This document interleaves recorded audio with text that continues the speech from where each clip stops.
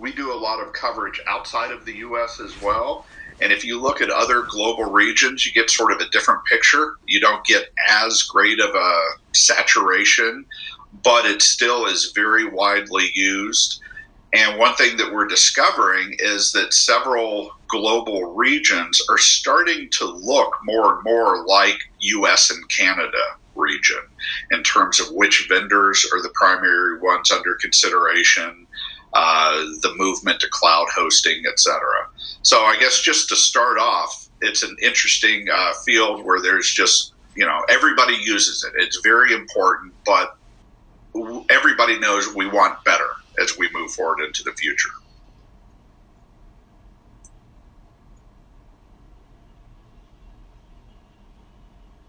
Oops. I hope we didn't lose either me or Bryan. Looks like Bryan's coming up back on board. You hear me okay, Phil? There you are. Yeah. Good. Well, I was sorry about that. Probably a network hiccup. What I was saying was I really liked your minivan analogy. It reminds me of Microsoft Office tools. The Office Suite, for example. Everyone has them. No one gets excited about it, but you have to have them. Just two quick meta notes before we proceed. If you look at the screen, friends, on the very, very right edge, on the center of the right, you'll see a white box with the E-Literate logo. And if you click that widget will take you to a study that Phil and his team just released, I think, midnight or so? Well, I had to get it out in time for this session this morning. So, yes, it was done in the evening. Well, I appreciate that. And again, I'm leading off with some questions, but I'm sure you folks will have some. So please click on that teal strip to use whichever way you'd like to approach. So you're describing how the market was changing around the world, how other countries are starting to look like the U.S. and Canada in terms of LMS. Can you say more about that? Well, let me explain what I mean by global regions. So, because we don't have every area of the world that we have data. Well, we have data across the world, but we're sort of expanding our coverage in a region by region area. So when we have a region, we say, hey, we have confidence in the data. We can draw conclusions. We've talked to people. Then we release it. So besides North America, we're covering Europe, Latin America, and what we call Oceania. Not based off of Lost, but basically Australia, New Zealand, and other countries. So within those regions, let me pick out one example, Europe. Europe had long been known to not only have a lot of Moodle and a lot of Blackboard Learn, but they had a series of these smaller vendors. Oftentimes, they were open source vendors. There were solutions like Ilias. There was Clariline, StudIP, and I'm probably not even pronouncing these the correct way. But there's a whole series of these vendors that were very region specific. They were used in Europe. You had some slightly bigger ones like It's Learning and Frontier, but you had a whole series of Europe-specific vendors. And I think a lot of times that's the way we assume things are, is that each region has a lot of their own solutions. Well, one of the trends we're seeing, which could be considered problematic, could be a good move. I mean, we're trying to point out that it's happening. We're seeing virtually no new adoptions for these region-specific solutions. So you're seeing a lot less, and there's a lot of, take Clariline, a lot of Clariline customers that are migrating to Moodle, for example. There's a lot of people migrating to Canvas from all different sources. But when you put it together and you look at Europe and you say, which are the most active platforms in terms of who's being considered as a solution for an institution, well, guess what? It's Moodle, it's Blackboard, it's Canvas, it's D2L Brightspace, and to a smaller degree, much smaller degree, Sakai. And you start saying, wait, but those are the exact same ones we're looking at in North America. And I would add one other piece. Europe has long been considered to be a place where data privacy is handled more stringently than in the U.S., and therefore it's unlikely to go to cloud hosting. Well, we're actually seeing a pretty big move towards managed hosting by the vendor and cloud hosting. They don't have the saturation level the U.S. is getting. But so that's what I mean by similarities. All of a sudden, we're talking the same primary vendors, the same primary choices, and we're talking the same hosting models. So as a well, I guess it wasn't clear. As an answer, that's part of what I mean by starting to look similar to the different markets of the world. So if I can take a step back, I mean the two leaders that you're seeing right now are Blackboard LMS, Blackboard Learn, and Moodle, in different forms, hosted or locally hosted, and so on. And you see Canvas as an up and coming solution, which is nibbling at the lead of the big two.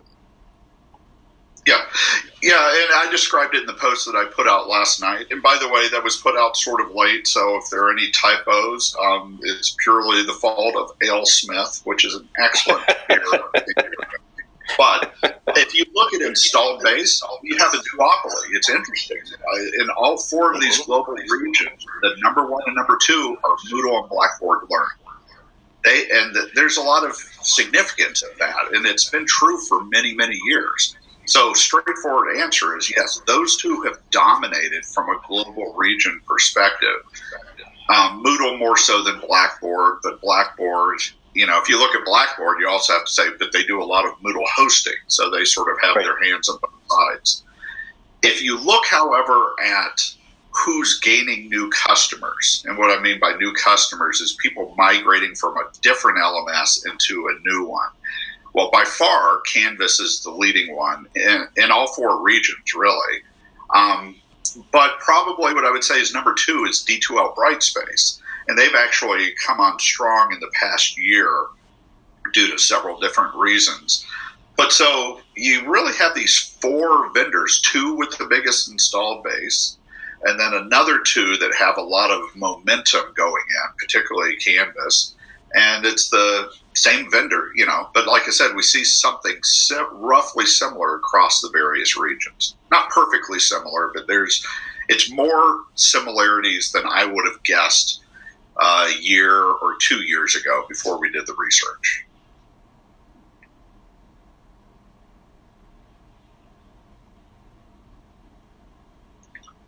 Uh-oh, we got static Bryan again.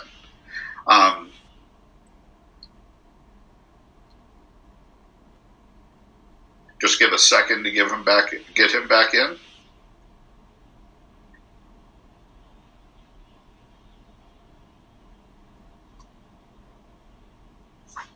Let me actually, while we're doing this, just see if there's any questions I should be addressing from the field.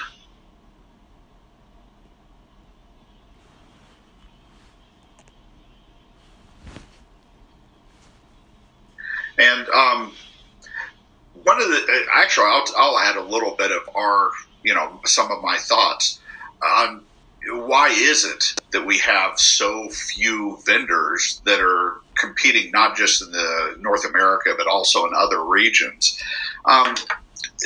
First of all, we're always sort of concerned with what the health of the market is.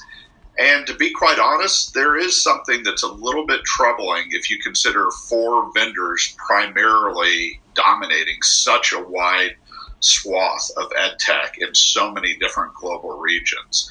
We don't see, it's different than, say, 5 to 10 years ago where you were concerned significantly with anti-competitive behavior. But even though we're not seeing that same dynamic anymore, there still is a pretty big concern. How healthy is it that you only have four? Do we have enough different forms of innovation feeding into the field? And one area that gets into is we've also noticed that a lot of alternative learning platforms have not really taken off to the level that I think people had hoped. So, for example, Bryan, I'm still just going, so let me just finish one thought. I'll get it back to you. Please, please. So, for example, where our concern is you want to have innovation. Well, you have some markets like competency-based education platforms. You've got these new systems that were designed from the ground up just for competency-based education. And they truly take a different approach than an LMS. They actually focus more on the learner as a central data model as opposed to the course. And it actually allows for some pretty innovative things, such as how you communicate students even beyond the boundaries of a course and how they alter their time based on what they need. But yet that's a sub-market that just has not taken off. And as a matter of fact, Ellucian Brainstorm, one of the primary vendors, just went end of life. So there's a little bit of concern with having only 4 vendors out there, and with the sort of different approaches not really hitting the mainstream, at least yet. So not all is bad, but I will call out that is a concern of ours. Well, thank you for the wonderful answer. We have a stack of questions. Okay. Well, I have a stack of questions, but people have a stack of questions which are in many ways much more important. We have one from Sriram, who asks, did you say Blackboard is second in North America? No, so Blackboard is first in North America and second in the other 3 global regions. Moodle is, and it's the reverse. Moodle is number 2 in North America and number 1 everywhere else. If you look at a broad base globally and said, across the globe, you would have to say Moodle's got far more implementations than Blackboard does. So Blackboard's, I would say, first in North America, second globally is the best way I would answer that question in terms of number of institutions adopting. Very good. Good question. We have more questions. Ella, why don't you toss up the next? Thank you, Sriram. This is from Russell. Question of Moodle. What drove such wide adoption in Europe and other regions for Moodle over the years? Good well, question. I mean, the obvious thing is the fact that it's open source, so you can you can use it practically for free, at least in terms of cash out the door. So you could set it up on a server within a school and do it for free. And that, now you can also do Moodle partners and pay somebody to do it, but even there it's fairly low cost. So the cost is a big part of it. I'd say the 2 other things that have had a huge impact on why Moodle is so widely adopted. First of all, it's modular. And so it's been set up to allow a lot of regionalization, people to come up with regional approaches and customizations of the software that fit what they're actually doing in a particular region. So it doesn't look the same everywhere. And then the third is actually an offshoot of that. Because of the Moodle community, it truly is an open source project, has drawn on a wide variety of contributions. And one of the things that's allowed it to do is had a huge number of language conversions that are done in the field. It doesn't rely on the Moodle headquarters to actually do all of the language localization. It can actually be done by other groups and then accepted into the platform. But I would, so I'd say those are probably the 3 biggest reasons I would say that Moodle has become so globally dominant in terms of install base. Oops, can't hear you. No audio? Oh, now I can hear you. Just to look ahead to July, Moodle's founder and guiding spirit, Martin Dugaimas, will be a guest on the Future Trends Forum. So get ready for that. If you have more Moodle questions, he's the man. And we have more questions. Please, Ella, throw up the next one. And this is from Michael Berman about outside vendor. Do you have any evidence at all that Schoolology is making any inroads? And what about Google Classroom, which is big in K-12, but no adoptions in higher ed? The first one, all right, first of all, Schoology, not Schoolology. That's a very common issue. But in any case, let's take Schoology. They're a very interesting platform, proprietary, not open source, very strong in the K-12 market, and have been for years. They actually, I think, were started within a year when Instructure came along, so very similar time frame to the Canvas LMS, native to the cloud. And they have they're quite feature rich. If you really look at Schoology, there's a lot more features than you realize, at least I realized up front. And they're very well known for having a social stream interface, which for is quite intuitive in the Facebook age for a lot of faculty to use. They raised a lot of money, and they have targeted higher education as an expansion to move beyond K-12 into higher ed. When you typically see the reverse, a higher education vendor trying to go after K-12. They certainly had a big win with Colorado State University Global Campus. They have some wins with, we wrote about, I'm blanking on it, in Illinois, a small private Christian school, Wheaton College.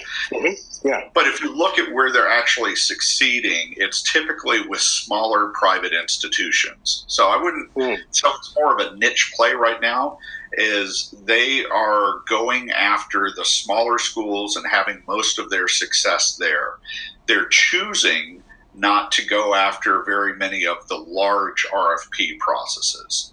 So it's a compelling platform. And they're entering higher ed, but it's not having a broad-based effect yet. It's really it's a growing niche in a smaller institution. Now look at Google Classroom. We've written about Google Classroom. One of the benefits of them is they're Google, and so many people almost everybody uses Google one way or the other. Right. And the other thing is it's free, and it actually is a quite nice design for a LMS. And it's very popular in K-12. But I will say it's not popular in K-12 in terms of district-wide adoption that includes data analytics across a district for schools working with Race to the Top funds. So it's popular in K-12, but more of it's almost the gateway drug to ed tech platforms. Very popular, but not necessarily from the enterprise type of usage. And if you look at it for higher ed, they're probably smart. Google doesn't seem to want to solve the enterprise adoption problem. They prefer for other people to get their hands dirty dealing with that, dealing with deep gradebook issues, dealing with integrations with student information systems and how do you automate it, dealing with all of these rather difficult higher ed problems. So Google Classroom, we're seeing it in higher ed in isolated cases, individual faculty trying it out, particularly if it's a Google application for education school, but we're not seeing it as an institutional adoption yet. And I would say I don't expect to see it to be a major issue there, at least for another year or two. But it certainly doesn't mean they don't have the technical capability of doing it. I just don't believe they have the technical desire to get into this market. Well, it's a silo market in many ways, and that goes against their business model and their philosophy. Before we have the next question, let me just explain something that should be on the screen. Off to the right edge should be a blue box that says Join Podium. So if you would like to join us and you're feeling really passionate about it, just click that button and you'll pop right up on the stage right next to Phil and I. And so we have, in fact, a forum stalwart. We have Kisa Johnson. Kisa, hey. How you doing, Phil? I got a question about, have you ever looked at Nouveau Ed? Can you hear me? Yeah. Yes. Say the name again. Nouveau Ed, Novoed. Yeah, looked at them lightly, but I don't have as deep of a knowledge of them as others because we're not seeing. We sort of focus more on what are institutions selecting between, and then we focus on helping them out. So for that reason, I know about them lightly. Yeah. Okay. Because I was quite interested in because I've been playing around with it, taking classes like through IDEO. Through Acumen, a lot of their social innovation classes, which I find very helpful in understanding a lot about social analytics and even, moving things forward full scale. I like the knowledge. I don't like having to go through a lot of some of the jumps and hurdles. I think they changed the platform a little bit more because I really like sharing and other people sharing knowledge and other people sharing their work. A lot of those things aren't built in current LMSs where people can share work, see the work that other people are doing. So I just had a question about that. And my other question was when you made the comment about the trends of seeing like like how things are looking more westernized. Do you think that has anything to do with globalization? Like globalization education? Well, before I answer that, let me call out two things. First of all, I think it's a great question, but I would point out that Moodle is really out of Australia, so they're so far westernized they're Eastern. And then the second piece, I had an interesting perspective when I was in South Africa that it wasn't so much an Eastern Western. Down there, there's so much talking about colonization from Northern Hemisphere versus Southern Hemisphere. But do I think some of this is caused by globalization? I do think that, yes, in terms of it's becoming more and more acceptable to get your information from the internet, so sort of greasing the skids of sharing information to different regions, and therefore schools outside of North America actually seeing what's happening in their region and in North America and other regions. So it's sort of breaking down the barriers. I think that's definitely a factor. But I think there's also an investment factor. So much investment in ed tech has come into the U.S. space. And quite honestly, there's, a lot of that money is spent certainly by Blackboard and Structure and D2L with the express desire to spend that money to achieve international markets. So from that aspect, yes, I do think that globalization is a big part of this. I just have been surprised to the degree it's happening.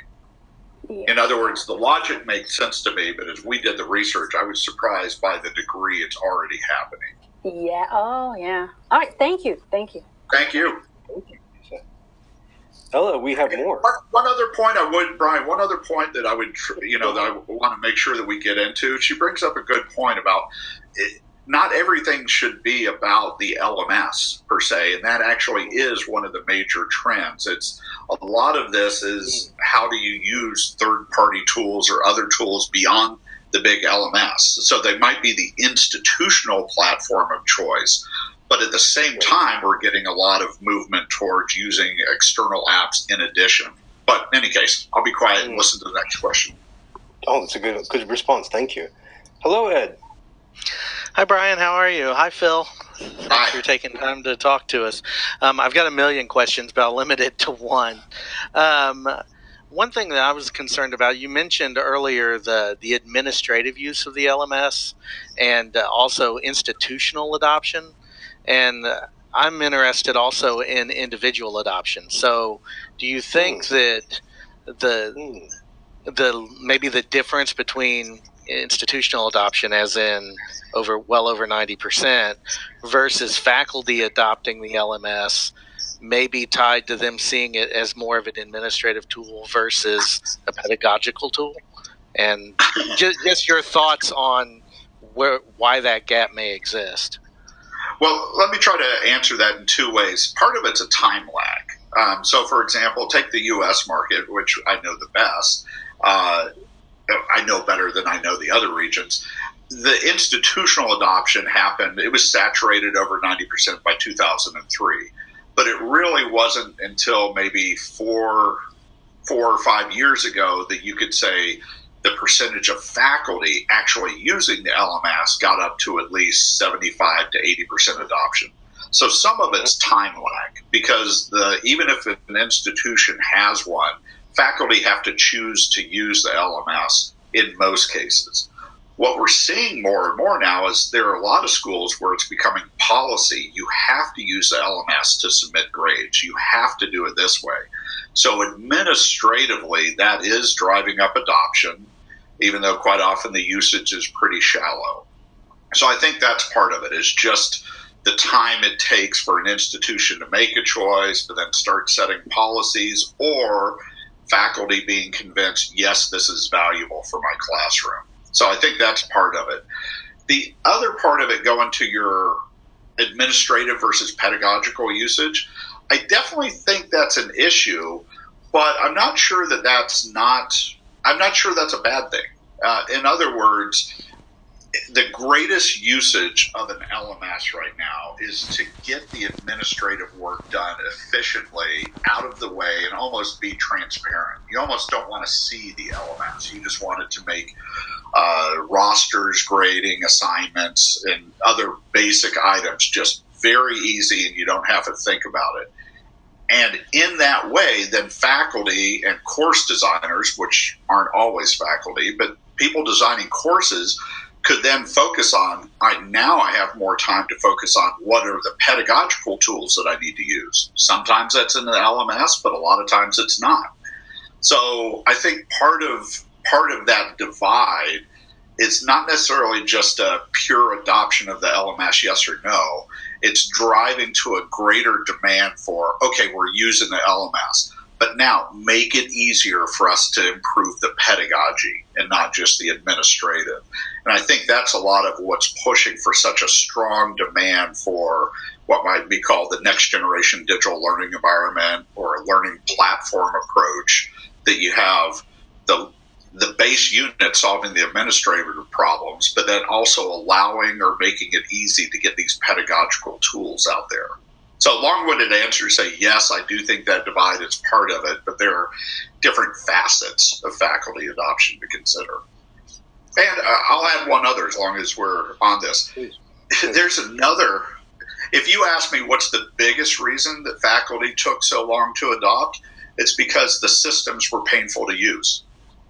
The systems were not designed well out of the gate from a usability standpoint. They were designed before Facebook, before consumer expectations of what a system could be used to do. And it was way too much drop-down menus. It felt like a mini ERP. And so if you ask me the biggest factor delaying faculty adoption, it's poor design. Now, I do think that's improving market-wide, and I do think that's one of the major, if not the major issue that's driving Canvas adoption, but I think it's also affecting the whole market. But does the system, is it enjoyable to use, and does it make your life easier? That's the biggest factor, more so than administrative versus pedagogy. Well, great question. Thank you. And a generous answer, Phil. We have more questions and more people lined up. Tom. I hope we have Tom. Tom, the green wall. I know. Well, we'll try again. We have Gary Bortanis. Gary, I'm glad you could join us. You're on mute. Yeah, there. My microphone was off. Can you hear me all right? Perfect. Awesome. Yes. Welcome. Your answer just a minute ago, Phil, your answer was so awesome. I thought I'd put my hand down because you already answered it. What I was going to ask you is about the requirements for, faculty to use LMSs for grade input. Does that come along with the support of instructional design? And from what you just answered, I believe it does. I would hope, anyway. Wait, let me make sure I'm understanding your question. Are the schools that are saying you have to use LMS, are they also providing instructional design help to help faculty design courses? I'd like to say I wish the answer were more of a yes than it is. What we see in so many schools is the answer is yes, but then you'll go visit the school and you'll have 2 instructional designers for an entire college or university. So if I had to give a simple answer, I'd say yes, but not enough. Now, there's some controversy about what should be the role of instructional designers versus faculty. But in terms of, hey, let's help faculty adopt this stuff, including what's good pedagogical usage, in general, yes. But in general, there are not a whole lot of schools that do it very well. There are quite a few that really supporting faculty, but not enough. That's interesting. I'm from Canada, and I'm very fortunate to be at a school that has, I think there's probably close to 10 instructional designers in our department. Plus we have learning technologists that work hand in hand with us to look after the nuts and bolts of the thing. But I'm wondering, if it's an exceptional thing, because what I mean. In like, I think we're pretty good off here at this school, but I'm wondering about the rest of Canada and the rest of North America. That's or it's like Bryan said at the beginning of this broadcast. It is a global what we're dealing with here. Yeah, and actually, let me get a little bit on my soapbox here. I think that the focus is support for. It didn't make sense, but I'm sorry, you're breaking up, Gary. I didn't catch the full thing. Oops. Okay, well, actually, I'm going to use that chance of Gary's connectivity to get on my soapbox. What it should really be a focus on is support of making effective use of technology. So it's not just the number of instructional designers. It should be central groups actually providing community so that faculty can help themselves, making it easy for them to connect and get advice from their peers. Peers within the school, peers in their discipline at other schools. There should be more self-help resources as well. So when it's like, let's support faculty from a pedagogical perspective, instructional design is part of it, but networking and community and encouraging faculty to be scholars of teaching and learning is a huge factor that needs more attention. Yes, that's been underappreciated for about 20 years. We have more questions and only 15 minutes. So let me just see who wants to come next. And if you want to come on video, let me just ask you to introduce yourself. Fred's coming back. Oh, Fred. I thought we were going to go quick. Now you got Fred up here. Already the abuse begins, right? That's right. No, he's going to ask a deep question. Your audio is off, Fred. Audio.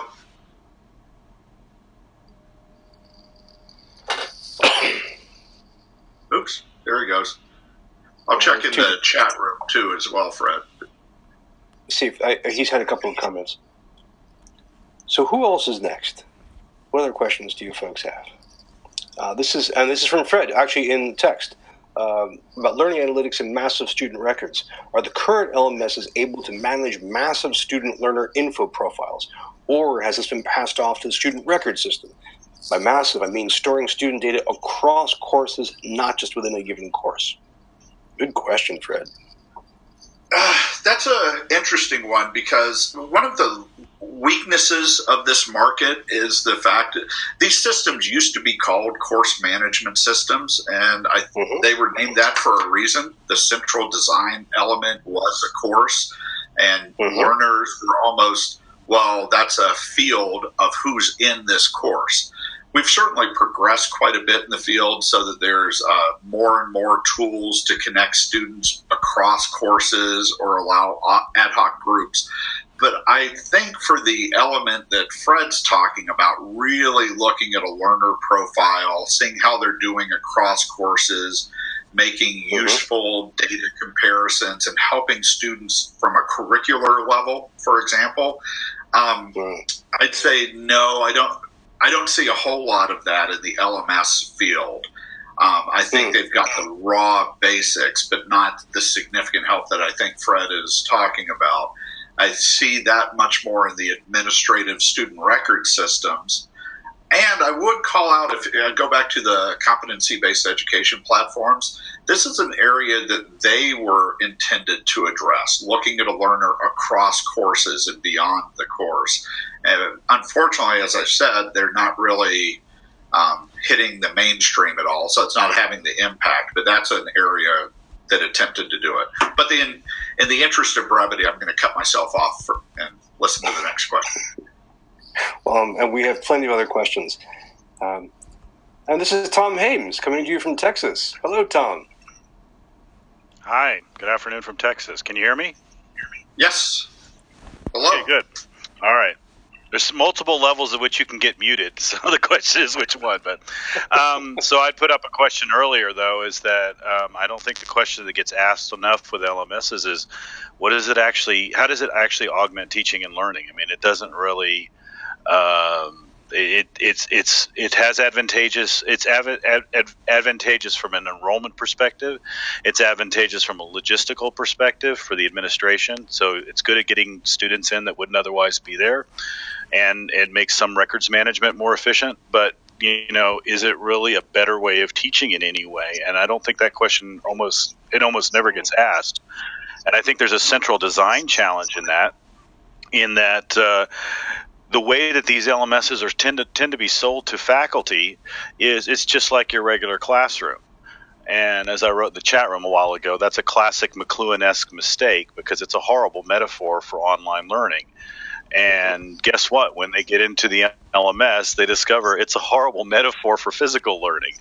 And so, I'm just wondering at what point do the faculty become educated enough in the way the technology works to where they refuse to play along with the systems anymore and the LMSs start floundering on their own contradictions? Or does that turn the LMS into purely a lightweight logistical administrative platform where you have your grades and your roles and things like that, and then everything else is outside the LMS? So sure. Any thoughts on that? Are there LMSs that are trying to address that in your mind?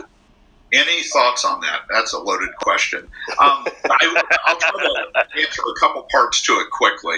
The first one is the greatest potential for an LMS to help in teaching and learning is to get the other work of the course out of the way so that it can free up time.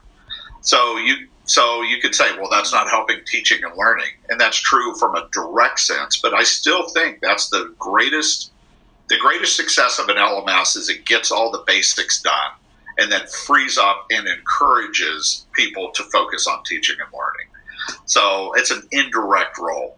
But I think the other piece is LMS should not be seen as a monolithic entity anymore. That's not the direction it's going. I think there's a great movement to where the answer is the LMS should only play a pedagogical role where it does work out. And where it doesn't work out, it should enable or make it easier for faculty and course designers to pull in different third-party applications, but do so in a way that students don't have a disjointed experience. So my second part to your answer is the greatest opportunity for LMSs to support pedagogy is to make it easy for them to use their own tools when it's appropriate, or to quickly and easily use third-party tools, but not face an either-or type of approach. And I'll give one example, which I think a lot of schools have used, and there's some privacy issues, but Piazza is a discussion board. Everywhere that I have seen that used, I've seen a richer engagement of students than you would with a threaded discussion forum that typically comes with an LMS. But then the question isn't then do you abandon the LMS? The question is, does the LMS enable a school to integrate in something like Piazza and use it in a fairly seamless manner? That's the real opportunity, is to go in this integrated ecosystem type of approach. Now, you had a very loaded point at the end. What we really need to get to is get faculty in particular focusing on how do I make my class better. They should be interested in, hey, I don't want that because it doesn't fit within my class. I want a different tool that does this job. There's no simple answer to that question, but I would just call it out as that's probably the biggest need we have in the field, is more of a culture of what works in teaching and learning. Which of the LMSs allow... Sorry, go ahead. Which of the LMSs in your mind allow for this sort of federated approach the best? I mean, I always was very frustrated with Blackboard we'll build it for you inside the walled garden, but, so, I mean, what's your thinking on that? Well, let's see. I'll claim brevity so I can avoid answering the question, which is the best. Time's short here, sorry.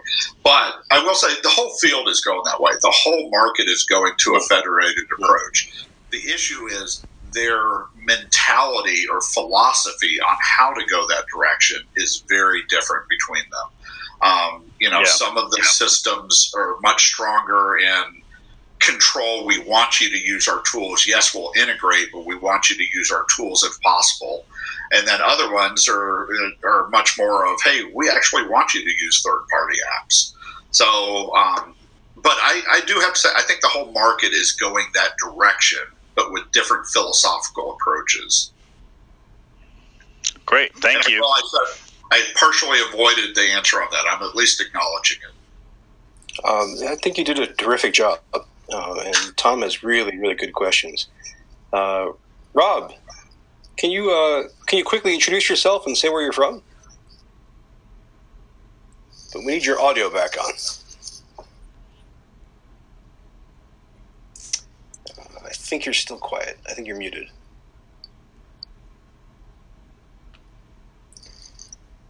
Yeah. Well, while he gets to wrestle with his audio, who else has questions? I know a bunch of you do. And again, since we're coming close to the end of the hour, think about the next steps with the LMS, where the LMS is going in the future. Well, while people are... Oh, here we go. And here's Rob's question. With all the talk around next-generation digital learning environment, do you see any evidence that LMSs are becoming less of the place where learning content is hosted and more of a central hub to aggregate third-party learning tools? Great. Yeah, some of my comments about the learning platform ecosystem and NGDLE are aspirational and not just analysis. And what I mean by that is it's an area that I think we're advocating for. And unfortunately, part of what that means on the opposite side is I see more aspiration there than I see reality. What we're seeing a market uptick in is that individual schools, certainly faculty, but even institutions, expressing the desire to get into an NGDLE type of arrangement. We don't just want the LMS to be the be-all, end-all. We want content to be in multiple places, or more importantly, we want to have access to various learning applications. Where we see progress is in schools explicitly saying that's what we want and attempting, and I really emphasize the word attempting instead of doing, to get their RFP processes set up to enable this. And I also see tremendous improvement in the market with standards of interoperability, and many of them driven by IMS Global. I see real improvements in interoperability. But your question was, do I see it in reality and in usage? And not broad-based. I see a lot more case studies of where schools and individual programs, departments, and faculty are doing it, but not from a broad-based perspective yet. There's too much where people talk about doing it, but then they don't do it.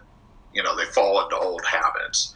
So I think we need to be patient for the actual usage to catch up to the aspirations. It sounds, Phil, like in general, a lot of the LMS transitions that we've experienced over the past 20 years have had that kind of medium to long-term transition curve, where it takes time for Moodle to grow out, or for faculty enrollment in LMSs to really build up. And there aren't many sudden transitions or phase changes. Yeah, no, I think you're exactly right, and it might even be that we got fooled by the going from nothing in, say, 1998 to 90% of U.S. institutions having an LMS in 2003. Perhaps people started thinking in those time frames. Hey, everything we want to do in 3 to 5 years. The reality is that education's complicated. We don't have silver bullets. There's all, learning is a very complex field. So I think that we need to be more patient in education and be more concerned, are we going the right direction in this platform usage, and less concerned with, are we there yet? And part of that's endorsing what you're saying. I think that you're right, that it is very long-term. Most of these changes in reality are more on the 10 to 15 year time frame, when people think they're going to be on the 3 to 5 year time frame. So if we're talking about looking at the next generation digital learning environment, it really may be like in internet terms, it's geological time. Yeah, no, I really like the way you're phrasing that. I see the trend going towards the NGDLE concept or the learning platform concept, but it's going to take a lot longer than people want if you're concerned with actual usage, that it's really hitting sort of the mainstream, most courses. It's going to take longer than people think. If we're patient, that's not necessarily a bad thing, but as you said, in the internet age, that's almost feels geological. And I have to say, as someone who works closely with students, I don't want them to wait that long, and that's part of the pressure. But this also gets to the difference between you and me, Brian, as you sort of look to the future and where we should be going. And my primary role is in the analysis and what are we doing. So I guess this is an area where it's easier for me to say, sorry, it's taking longer than we thought. That's no problem. That's a great difference. That's the Wayne Gretzky difference, right? Skating. I think that's the only difference between the two of us, is that if people look at us. I think hair might be another issue, but speaking of terrible pressure, we are at the end of our hour, and I want to respect everybody's time, especially yours, Phil, because you have been so generous and so responsive. We have to wrap things up, but let me just say a couple of things. According to Ella, there are about 30 questions banked up. So what I'm going to do is capture as many of them as possible and put them in a blog post. So, Phil, if you want to whack at them, please feel free. But I want to make sure that we have those questions captured so that we can return to them another time and so people can see them. Because as you've seen, the questions from Fred, from Kisa, from Tom, these have been fantastic questions. We're really striking at the root of education and technology. And a quick answer, Brian, is I'm happy to use blog and take this conversation beyond here. I've enjoyed the talk, and yes, I'm happy to try to answer some of these offline. Well, I'm delighted to hear that. And again, I'm very grateful to everybody in the forum community for adding so much. Let me thank you again, Phil. And Roxann, I think we're going to have to drag Phil back on for a follow-up session because this is clearly rich stuff. Ella, why don't you bring up the PowerPoint slides? And friends, if you want to stick around and talk for a few more minutes afterwards, the Shindig is open, and we can keep doing that. But once again, Phil, thank you so much. Looking ahead to the next week, let me just draw your attention to a couple of things. First, we have an unusual session. We have an experiment next week, and I would love to see what you guys think about this. The idea here is we're going to have as a guest all of you, and what you're going to do is reflect on current developments in education and technology with an eye to the future. So we're going to take a look at the past week, maybe the past month, of what's happening in everything from the LMS to enrollment to finance to mobile, the Internet of Things, and see what you think. So this will be one where you guys have the floor, where you take control and drive the conversation. It's an experiment, and I'd like to see how this goes. So we'll try that next week, next Thursday. Now, also, if you don't have enough to do with your mind full of the LMS and thinking about what you'll be doing next week, we have fun for you. We have more reading. So, just to look ahead a bit, by the way. Speaking of the LMS, not a major guest, just the creator of Moodle. We will have Martin Dugaimas on so he can talk about where Moodle is. Remember, half of the LMS world, one part of it. Now, also coming up, just to mention, we have our book club. We have just finished Lower Ed, which is Tressie Cottom's fantastic book about the for-profit sector. Again, if you haven't had a chance to read it, we had her on for a great session. Follow that link there on the blog, and we had tons of comments about what for-profit education means. Now, we just finished that on Monday. Coming up, go to my blog. We just put up a poll for our next book to read. And the next book is going to be science fiction, something about the near future. fire up our imaginations, give us some fun in the summer, and just let us think broadly about where education could go. So please vote on that poll. We have a lot of great titles, and we have some of the authors involved in the poll. And if you'd like to learn more about the future, if you want to learn more about this Shindig technology, go to shindig.com.